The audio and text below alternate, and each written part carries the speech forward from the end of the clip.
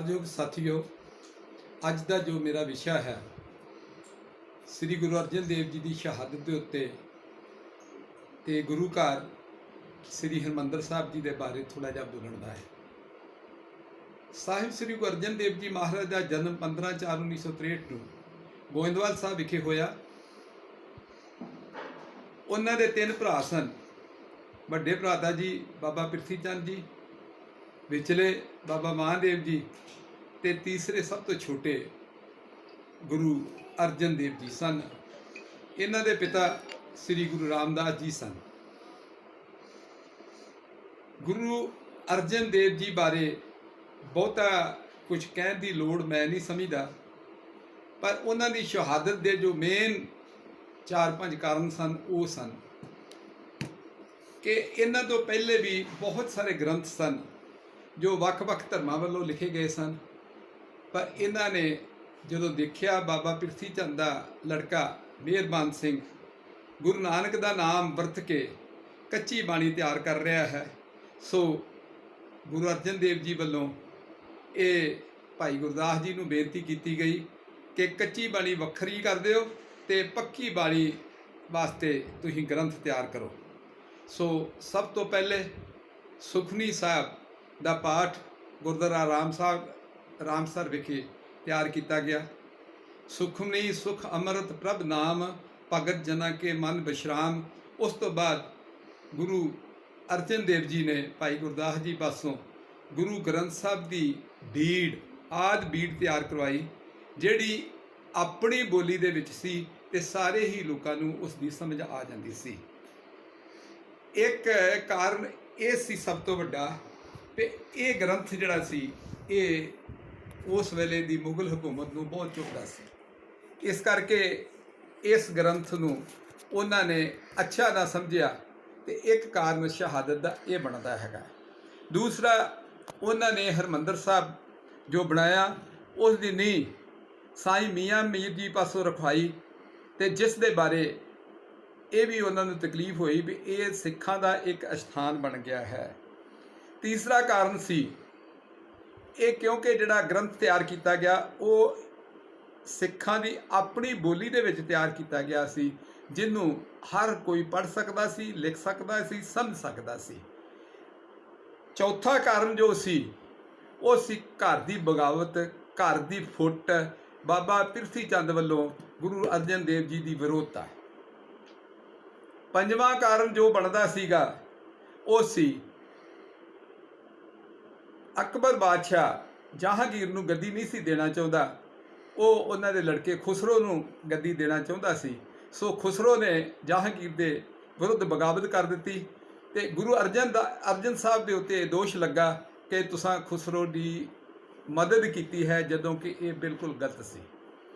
ਖੁਸਰੋ ਨੂੰ ਕਿਸੇ ਕਿਸਮ ਦੀ ਵੀ ਕੋਈ ਮਦਦ ਨਹੀਂ ਦਿੱਤੀ ਗਈ ਗੁਰੂ ਅਰਜਨ ਸਾਹਿਬ ਵੱਲੋਂ ਤੇ ਨਾ ਹੀ ਤਿਲਕ ਲਗਾਇਆ ਗਿਆ। ਛੇਵਾਂ ਜੋ ਕਾਰਨ ਬਣਦਾ ਸੀਗਾ ਉਹ ਸੀ ਚੰਦੂ, ਜਿਸ ਦੀ ਬੇਟੀ ਦਾ ਰਿਸ਼ਤਾ ਜੋ ਆ ਉਹ ਹਰਗੋਬਿੰਦ ਸਾਹਿਬ ਨੂੰ ਚੰਦੂ ਕਰਨਾ ਚਾਹੁੰਦਾ ਸੀ, ਪਰ ਉਹ ਸਿੱਖਾਂ ਦੇ ਕਹਿਣ ਦੇ ਉੱਤੇ ਨਹੀਂ ਕੀਤਾ ਗਿਆ, ਕਿਉਂਕਿ ਚੰਦੂ ਨੇ ਬੜੇ ਕਮੰਡ ਦੇ ਵਿੱਚ ਕਿਹਾ ਸੀ ਚਬਾਰੇ ਦੀ ਇੱਟ ਮੋਰੀ ਨੂੰ ਲਾ ਆਇਓ। ਸਿੱਖਾਂ ਦੀ ਬੇਨਤੀ ਜੋ ਮਹਾਰਾਜ ਨੇ ਕਬੂਲ ਕੀਤੀ ਤੇ ਇਹ ਚੰਦੂ ਦਾ ਰਿਸ਼ਤਾ ਲੈਣ ਤੋਂ ਨਾ ਕਰ ਦਿੱਤੀ। ਇਹ ਮੇਨ 5-6 ਕਾਰਨ ਸਨ ਜਿਨ੍ਹਾਂ ਕਰਕੇ ਗੁਰੂ ਅਰਜਨ ਸਾਹਿਬ ਦੀ ਆਨੇ ਬਹਾਨੇ ਨਾਲ ਸ਼ਹੀਦੀ, ਜੋ ਬੜੇ ਅਸਹਿਦ ਇਕਹਿ ਕਸ਼ਟ ਸਹਾਰਦੇ ਹੋਏ ਗੁਰਦੁਆਰਾ ਜਿੱਥੇ ਅੱਜ ਕੱਲ੍ਹ ਆਪਣਾ ਲਾਹੌਰ ਦੇ ਵਿੱਚ ਆ, ਉੱਥੇ ਉਹਨਾਂ ਦੀ ਸ਼ਹੀਦੀ ਕੀਤੀ ਗਈ। ਉਹਨਾਂ ਨੂੰ ਵੱਖ-ਵੱਖ ਤਸੀਹੇ ਦਿੱਤੇ ਗਏ, ਜਿਸ ਦੇ ਵਿੱਚ ਤੱਤੀ ਲੋਹ 'ਤੇ ਬੈਠਣਾ, ਸਿਰ ਦੇ ਵਿੱਚ ਤੱਤੀ ਰੇਤ ਪਾਉਣਾ, ਉਬਲਦੀ ਦੇਗ 'ਚ ਬਿਠਾਉਣਾ। ਤੇ ਗੁਰੂ ਅਰਜਨ ਸਾਹਿਬ ਨੇ ਬੇਨਤੀ ਕੀਤੀ ਕਿ ਕਿਉਂਕਿ ਮੇਰਾ ਸਰੀਰ ਸਾਰਾ ਛਾਲਿਆਂ ਨਾਲ ਭਰ ਗਿਆ ਹੈ, ਮੈਂ ਇਸ਼ਨਾਨ ਕਰਨਾ ਚਾਹੁੰਦਾ ਹਾਂ। ਸੋ ਉਹਨਾਂ ਨੂੰ ਇਹ ਆਗਿਆ ਪੰਜਾਂ ਸਿੰਘਾਂ ਦੀ ਮਰਜ਼ੀ ਦੇ ਨਾਲ ਦਿੱਤੀ ਗਈ। ਜਦੋਂ ਗੁਰੂ ਅਰਜਨ ਸਾਹਿਬ ਜੀ ਰਾਵੀ ਦੇ ਵਿੱਚ ਇਸ਼ਨਾਨ ਕਰਨ ਗਏ ਤੇ ਪਹਿਲੇ ਬੈਠ ਕੇ ਉਹਨਾਂ ਨੇ ਜਪਜੀ ਸਾਹਿਬ ਦਾ ਪਾਠ ਕੀਤਾ ਤੇ ਬਾਅਦ ਦੇ ਵਿੱਚ ਉਹ ਉੱਥੇ ਹੀ ਜੋਤੀ ਜੋਤ ਸਮਾ ਗਏ। ਉਹਨਾਂ ਦੀ ਇੱਛਾ ਅਨੁਸਾਰ ਉਹਨਾਂ ਦਾ ਸਰੀਰ ਜੋ ਹੈ ਉੱਥੇ ਜਲ ਪ੍ਰਵਾਹ ਕਰ ਦਿੱਤਾ ਗਿਆ। ਇਹ ਥੋੜਾ ਜਿਹਾ ਸ਼ਹੀਦੀ ਬਾਰੇ ਆ। ਹੁਣ ਡਿੱਠੇ ਸਭੇ ਥਾਮ ਨਹੀਂ ਧੁੱਤ ਜਿਹਾ।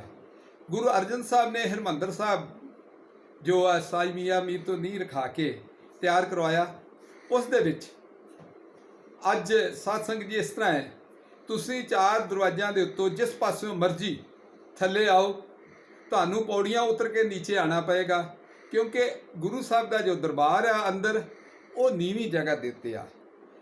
ਘੰਟਾ ਘਰ ਵਾਲੇ ਪਾਸਿਓਂ ਆਓਗੇ ਤਾਂ ਵੀ ਪੌੜੀਆਂ ਉਤਰਨੀਆਂ ਪੈਣਗੀਆਂ, ਜੇ ਸਰਾਮ ਵਾਲੇ ਪਾਸੇ ਜਾਓਗੇ ਤਾਂ ਵੀ ਪੌੜੀਆਂ ਉਤਰਨੀਆਂ ਪੈਣਗੀਆਂ, ਤੇ ਜੇ ਤੁਸੀਂ ਦੱਖਣੀ ਬਾਈ ਵੱਲੋਂ ਜਾਓਗੇ ਜਾਂ ਅਕਾਲ ਤਖਤ ਸਾਹਿਬ ਵੱਲੋਂ ਜਾਓਗੇ ਤਾਂ ਵੀ ਤੁਹਾਨੂੰ ਪੌੜੀਆਂ ਉਤਰ ਕੇ ਹੀ ਥੱਲੇ ਜਾਣਾ ਪੈਂਦਾ ਹੈ। ਉਸ ਵੇਲੇ ਗੁਰੂ ਅਰਜਨ ਸਾਹਿਬ ਦਾ ਇਹ ਵਿਚਾਰ ਸੀ, ਨੀਵੇਂ ਸੋ ਗੌਰਾ ਹੋਏ ਫਲ ਨੀਵਿਆਂ ਰੁੱਖਾਂ ਨੂੰ ਲੱਗਦੇ।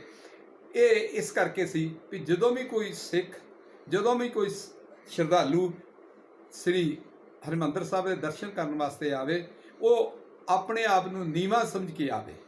ਸੋ ਇਹ ਜੋ ਹੈਗਾ ਸੀ, ਇਹ ਮੇਨ ਮਕਸਦ ਇਹ ਸੀ। ਇਹਦਾ ਹਰਿਮੰਦਰ ਸਾਹਿਬ ਦਾ ਜੋ ਨਕਸ਼ਾ ਤਿਆਰ ਕੀਤਾ ਗਿਆ ਜਾਂ ਜੋ ਕੁਝ ਵੀ ਇਹ ਕੀਤਾ ਗਿਆ ਹੈਗਾ, ਉਹ ਸਾਰਾ ਗੁਰੂ ਅਰਜਨ ਦੇਵ ਜੀ ਦੀ ਆਪਣੀ ਕਾਢ ਸੀ।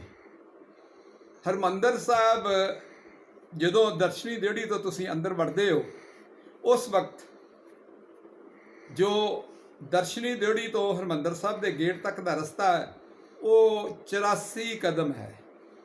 ਜਿਹੜਾ ਵੀ ਕੋਈ ਇਨਸਾਨ 84 ਕਦਮ ਸ਼ਰਧਾ ਨਾਲ ਪੁੱਟ ਕੇ ਹਰਿਮੰਦਰ ਸਾਹਿਬ ਦੇ ਦਰਸ਼ਨ ਕਰਨ ਵਾਸਤੇ ਜਾਂਦਾ ਹੈ ਤਾਂ ਉਸ ਦੀ 84 ਕੱਟੀ ਜਾਂਦੀ ਹੈ। ਸੋ ਇਹ ਮੇਨ ਮਕਸਦ ਗੁਰੂ ਅਰਜਨ ਦੇਵ ਜੀ ਦਾ ਸੀ। ਦਰਸ਼ਨੀ ਡਿਓੜੀ ਦਾ ਮਤਲਬ ਹੈ ਵੀ ਗੁਰੂ ਅਰਜਨ ਦੇਵ ਜੀ ਸੰਗਤਾਂ ਨੂੰ ਦਰਸ਼ਨੀ ਡਿਓੜੀ ਵਿੱਚ ਲਿਆ ਕੇ ਅੰਦਰ ਹਰਿਮੰਦਰ ਸਾਹਿਬ ਦੇ ਦਰਸ਼ਨ ਕਰਾਉਂਦੇ ਸਨ। ਇਹ ਇਸ ਤਰ੍ਹਾਂ ਸੀ। ਫਿਰ ਜੋ ਹਰਿਮੰਦਰ ਸਾਹਿਬ ਦਾ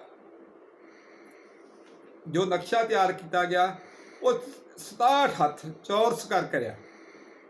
67 ਹੱਥ ਦਾ ਮਤਲਬ ਹੈ ਵੀ 68 ਤੀਰਥ। 68 ਤੀਰਥ ਦਾ ਮਤਲਬ ਹੈ ਵੀ ਇਹਦੇ ਨਾਲੋਂ ਵੱਡਾ ਕੋਈ ਹੋਰ ਕੋਈ ਨਹੀਂ। 67 ਹੱਥ ਦੇ ਤੁਸੀਂ ਉਹ ਦਰਸ਼ਨ ਆਪਣਾ ਪਰਿਕਰਮਾ ਕਰੋਗੇ। 68ਵਾਂ ਤੀਰਥ ਤੁਸੀਂ ਕਰੋਗੇ ਜਿੱਥੇ 24 ਘੰਟੇ 12 ਮਹੀਨੇ ਜਿਸ ਜਗ੍ਹਾ ਦੇ ਉੱਤੇ ਕੀਰਤਨ ਹੁੰਦਾ ਹੈਗਾ, ਕੀਰਤਨ ਦੇ ਦੌਰਾਨ ਕਿਸੇ ਕਿਸਮ ਦਾ ਵੀ ਕੋਈ ਲੈਕਚਰ ਜਾਂ ਕਥਾ ਨਹੀਂ ਹੁੰਦੀ। ਇਹ ਸਭ ਤੋਂ ਜ਼ਿਆਦਾ ਹੋਰ ਮਹੱਤਵਪੂਰਨ ਗੱਲ ਇਹ ਹੈ 16 ਕਲਾ ਸੰਪੂਰਨ। 16 ਕਲਾ ਸੰਪੂਰਨ ਦਾ ਮਤਲਬ ਹੁੰਦਾ ਵੀ ਇਹਦੇ ਨਾਲੋਂ ਚੰਗੀ ਕੋਈ ਚੀਜ਼ ਹੋਰ ਹੈ ਨਹੀਂ। ਪਰ ਹਰਿਮੰਦਰ ਸਾਹਿਬ ਇਸ ਤੋਂ ਵੀ ਇੱਕ ਕਲਾ ਵੱਧ ਹੈ, ਕਿਉਂਕਿ ਹਰਿਮੰਦਰ ਸਾਹਿਬ ਦਾ ਜੋ ਸਰੋਵਰ ਹੈ ਉਹ 17 ਫੁੱਟ ਡੂੰਘਾ ਹੈ ਤੇ 16 ਕਲਾ ਨਾਲੋਂ ਵੀ ਇੱਕ ਕਲਾ ਉੱਪਰ ਹੈ। ਇਹ ਹਰਿਮੰਦਰ ਸਾਹਿਬ ਦਾ ਸਰੋਵਰ ਜੋ ਆ ਨਾ ਇਸ ਤਰੀਕੇ ਨਾਲ ਬਣਾਇਆ ਗਿਆ, ਜਿਹੜਾ ਵੀ ਬੰਦਾ ਸ਼ਰਧਾ ਦੇ ਨਾਲ ਇਸ਼ਨਾਨ ਕਰੇਗਾ ਉਸ ਦੇ ਸਾਰੇ ਹੀ ਕਾਰਜ ਆਪਣੇ ਆਪ ਹੀ ਹੱਲ ਹੋ ਜਾਣਗੇ। ਸੋ ਇਸ ਤਰੀਕੇ ਨਾਲ ਉਹਦੀ ਜੋ ਬਣਤਰ ਬਣਾਈ ਗਈ ਹੈ ਹਰਿਮੰਦਰ ਸਾਹਿਬ ਦੀ, ਵੀ ਉਹਨਾਂ ਦੇ ਜਿੰਨੇ ਵੀ ਦਰਵਾਜ਼ੇ ਨੇ, ਬਾਰੀਆਂ ਨੇ, ਉਹਨਾਂ ਦੇ ਬਾਰ-ਬਾਰ ਜਿੰਦਰੇ ਕੁੰਡੇ ਲਾਉਣ ਦੀ ਕੋਈ ਵਿਵਸਥਾ ਨਹੀਂ ਹੈ। ਚੌਵਰਨਾ ਕੋ ਸਾਂਝੇ 4 ਦਰਵਾਜ਼ੇ ਰੱਖੇ ਗਏ ਨੇ। ਉੱਥੇ ਕੋਈ ਵੀ ਆਦਮੀ ਆਪਣੀ ਸ਼ਰਧਾ ਦੇ ਨਾਲ ਖੁੱਲ੍ਹ ਦਿਲੀ ਦੇ ਨਾਲ ਆ ਜਾ ਸਕਦਾ ਹੈਗਾ। ਇਹ ਜਿਹੜੇ ਹੈਗੇ ਨੇ 4 ਦਰਵਾਜ਼ੇ ਇਸ ਕਰਕੇ ਰੱਖੇ ਗਏ ਨੇ। ਸੋ ਸੰਗਤਾਂ ਜਿਹੜੀਆਂ ਨੇ ਉਹ ਅੱਜ ਕੱਲ੍ਹ ਵੀ ਤੇ ਪਹਿਲੇ ਵੀ ਜੋ ਜਾਂਦੀਆਂ ਸੀ, ਉਹਨਾਂ ਦੇ ਕਾਰਜ ਰਾਸ ਹੁੰਦੇ ਨੇ। ਤੁਸੀਂ ਘੰਟੇ ਘਰ ਵਾਲੇ ਪਾਸੇ ਚੱਲੋ ਤੇ ਖੱਬੇ ਪਾਸੇ ਨੂੰ ਜਦੋਂ ਤੁਸੀਂ ਜਾਓਗੇ ਜਾਂ ਸੱਜੇ ਪਾਸੇ ਨੂੰ ਜਾਓਗੇ ਤੇ ਪਹਿਲੀ ਛਬੀਲ ਆਉਂਦੀ ਆ ਵੀ ਜੇ ਤੁਹਾਡੇ ਅਜੇ ਵੀ ਕਿਸੇ ਕਿਸਮ ਦਾ ਕੋਈ ਆਕੜ ਹੈਗੀ ਆ ਜਾਂ ਤੁਹਾਡਾ ਮਨ ਨੀਵਾਂ ਨਹੀਂ ਹੋਇਆ ਤਾਂ ਉੱਥੋਂ ਠੰਡਾ ਜਲ ਛਕ ਲਓ। ਠੰਡਾ ਜਲ ਛਕਣ ਤੋਂ ਬਾਅਦ ਅੱਗੇ ਥੋੜ੍ਹਾ ਜਿਹਾ ਜਾਓਗੇ ਤਾਂ ਉਹ ਦੁੱਖ ਭਜਨੀ ਹੈ। ਦੁੱਖ ਭਜਨੀ ਦੇ ਸਰੋਵਰ ਦੇ ਉੱਤੇ, ਦੁੱਖ ਭਜਨੀ ਬੇਰੀ ਦੇ ਥੱਲੇ ਲੱਖਾਂ ਹੀ ਲੋਕੀ ਇਸ਼ਨਾਨ ਕਰਦੇ ਨੇ ਤੇ ਉਹ ਇਸ਼ਨਾਨ ਕਰਕੇ ਆਪਣੇ ਹਿਰਦੇ ਨੂੰ ਠੰਡ ਪਾਉਂਦੇ ਨੇ। ਤੇ ਦੁੱਖ ਭਜਨੀ ਦੀ ਕਥਾ ਜੋ ਕੁਛ ਹੈ ਉਹ ਸਾਰਾ ਕੁਝ ਸਾਨੂੰ ਆਪ ਨੂੰ ਪਤਾ ਹੈ। ਉਸ ਤੋਂ ਥੋੜ੍ਹਾ ਜਿਹਾ ਅੱਗੇ ਜਾਓ ਤੇ ਥੜਾ ਸਾਹਿਬ ਹੈ। ਥੜਾ ਸਾਹਿਬ ਦੇ ਉੱਤੇ ਬੈਠ ਕੇ ਗੁਰੂ ਰਾਮਦਾਸ ਜੀ ਸਰੋਵਰ ਦੀ ਜੋ ਪਟਾਈ ਕਰਾਇਆ ਕਰਦੇ ਸਨ। ਸਭ ਤੋਂ ਵੱਡੀ ਗੱਲ ਜੋ ਇੱਥੇ ਹੈ, ਤੇ ਗੁਰੂ ਰਾਮਦਾਸ ਜੀ ਨੇ ਇੱਕ ਦਿਨ ਦੇਖਿਆ, ਨਾਲ ਭਾਈ ਸਾਲੋ ਜੀ ਤੇ ਭਾਈ ਬਹਿਲੋ ਜੀ ਬੈਠੇ ਸੀ ਸਾਹਮਣੇ ਹਰ ਕੀ ਪੌੜੀ ਦੇ ਉੱਤੇ। ਗੁਰੂ ਮਹਾਰਾਜ ਉਹ ਆਪ ਆ ਕੇ ਸੇਵਾ ਕਰ ਰਹੇ ਨੇ। ਤੁਸੀਂ ਉੱਥੇ ਜੋ ਗੁਰੂ ਰਾਮਦਾਸ ਜੀ ਨੇ ਦੇਖਿਆ ਕਿ ਉਹ ਜੋ ਉੱਥੋਂ ਦੀ ਕੜਾਈ, ਉਹ ਜਿਹੜੀ ਹੈਗੀ ਆ ਮਿੱਟੀ ਦੀ ਕੜਾਈ ਜਾਂ ਸੇਵਾ ਦੀ ਕੜਾਈ, ਉਹ ਫੁੱਟ 2.5 ਫੁੱਟ ਉੱਚੀ ਸੀ ਤੇ ਲੰਬੇ ਲੰਬੇ ਪੈਰ ਤੇ ਲੰਬੀਆਂ ਲੰਬੀਆਂ ਬਾਹਾਂ ਸਨ। ਉਹ ਆਪਣੇ ਆਪ ਹੀ ਉੱਥੇ ਸੇਵਾ ਹੋ ਰਹੀ ਸੀ।